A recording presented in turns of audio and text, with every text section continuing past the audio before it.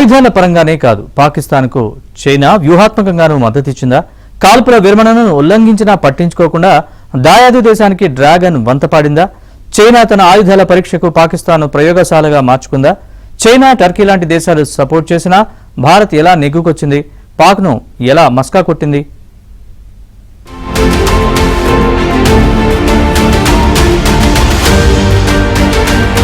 Operation సింధూర్తో పాకిస్తాన్ను చావు దెబ్బతీసింది భారత్. పహల్గాం దుర్ఘటన తర్వాత కాస్త ఆలస్యమైన దాయాది దేశం పేచమడిచింది. ఎరవేసి మరీ ఆ క్షిపణి రక్షక వ్యవస్థను నాశనం చేసింది. చైనా విమానాలు, టర్కీ డ్రోన్ల పేరుతో ప్రకటనలు చేసిన పాక్ చివరికి కాళ్ల బేరానికి వచ్చింది. పాక్ పై డ్రోన్లతో దాడి చేయడానికి చైనా నుంచి తెప్పించుకున్న గగనతల రక్షణ వ్యవస్థ S-300 అడ్డంకిగా మారిందని తెలుసుకున్న భారత్ తన డికాయ్ వ్యూహాన్ని అనుసరించింది. వాయుసేన ఫైటర్ జెట్లను తలపించేలా సంకేతాలు పంపే కొన్ని రకాల డ్రోన్లను గాల్లోకి వదిలింది. ఇంకేముంది, భారత ఫైటర్ జెట్లు దొరికాయనుకుంటూ పాక్ HQ-9 సహా ఇతర రాడార్ ఎయిర్ డిఫెన్స్ వ్యవస్థలను యాక్టివేట్ చేసింది. దీంతో ఇవి మోహరించిన ప్రదేశాలను గుర్తించిన భారత్ హరూప్ తరహా ఆత్మాహుతి డ్రోన్లను ప్రయోగించడంతో పాక్ రాడార్ వ్యవస్థ ధ్వంసం చేసింది.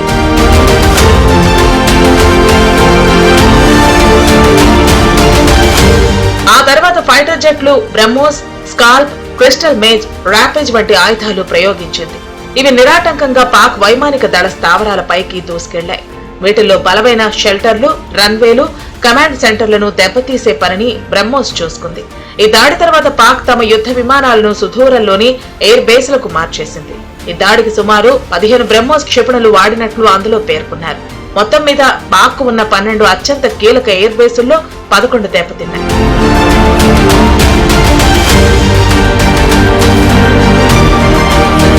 సరిహద్దు దాటకుండానే పాక్ లోని టార్గెట్ ను ధ్వంసం చేశామని స్వయంగా రాజ్నాథ్ సింగ్ ప్రకటించారు. విదేశాల నుంచి వచ్చే ఆయుధాలపై భారత్ ఆధారపడలేదని, వాటిని తాము స్వయంగా తయారు చేసుకున్నామని చెప్పుకొచ్చారు. పాకిస్తాన్ కు ఆర్థిక సాయం చేస్తే ఉగ్రవాదులకు చేసినట్టేనని అభిప్రాయపడ్డారు.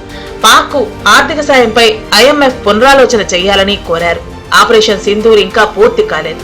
మొన్నటి దాడులు జస్ట్ ట్రైలరేనన్నారు. పాక్ కు పూర్తి సినిమా చూపిస్తామని హెచ్చరించారు. वो सिर्फ एक ट्रेलर मात्र था। अब जब सही समय आएगा, जब भी सही समय आएगा, तो हम पूरी पिक्चर भी दुनिया को दिखाएंगे। शांति को नष्ट करने वालों के विरुद्ध उतना ही अपना हाथ भी खोल कर रखा है। लेकिन निश्चित रूप से इंटरनेशनल मॉनिटरी फंड से आने वाले $1 बिलियन के बड़े हिस्से को टेरर इंफ्रास्ट्रक्चर को फंड करने में इस्तेमाल होगा, ऐसा मेरा मानना है। उसके द्वारा इनडायरेक्ट फंडिंग इसे नहीं माना जाएगा। मैं दुनिया के लोगों के सामने यह सवाल रखना चाहता हूं। इसलिए मैं मानता हूं कि आज के समय में पाकिस्तान को किसी भी तरह की आर्थिक सहायता टेरर फंडिंग से कम नहीं है। भारत यही चाहेगा कि IMF पाकिस्तान को अपनी $1 बिलियन की असिस्टेंस पर वह पुनर्विचार करे और आगे भी किसी भी तरह की सहायता देने से IMF परहेज करे। भारत नहीं चाहता जो फंडिंग हम IMF को करते हैं वह डायरेक्ट या इनडायरेक्ट किसी भी तरीके से पाकिस्तान या किसी भी देश में टेरर इंफ्रास्ट्रक्चर को बनाने में वह इस्तेमाल की जाए।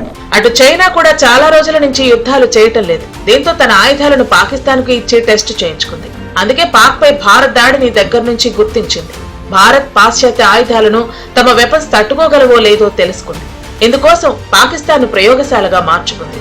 చైనా తన మిలిటరీ టెక్నాలజీతో 80% పాకిస్తాన్ కు ఇచ్చిందని Stockholm International Peace Research Institute స్టడీలో తేలింది. భారత ఎయిర్ క్రాఫ్ట్ సహా రాఫెల్ యుద్ధ విమానాలను చైనా అందించిన J-10C జెట్స్ తో కూల్చేశామని చెప్పుకొచ్చింది. చైనా నుంచి 2022లో J-10C యుద్ధ విమానాలను కొనుగోలు చేసింది. F-16, రాఫెల్ లాంటి వాటిని ఎదుర్కొనేందుకు చైనా J-10లను తయారు చేసింది. పాకిస్తాన్ తో భారతదేశాన్ని ఘర్షణ పడమని చైనా ఎప్పుడు కోరలేదు. అసలు పాకిస్తాన్కి భారత్ మధ్య యుద్ధం అనేటువంటిది జరగలేదనేది గమనించాలి. అందువలన భారత్ పాకిస్తాన్ మధ్య సంబంధాలు సాధారణంగా ఉన్నటువంటి సమయంలోనే చైనా నుంచి పాకిస్తాన్ ఆయుధాలు కొన్నది. ఒక్క పాకిస్తాన్ చైనా నుంచే కాదు, అమెరికా నుంచి కూడా కొనుగోలు చేసిందనేటువంటిది మనం చూడాలి.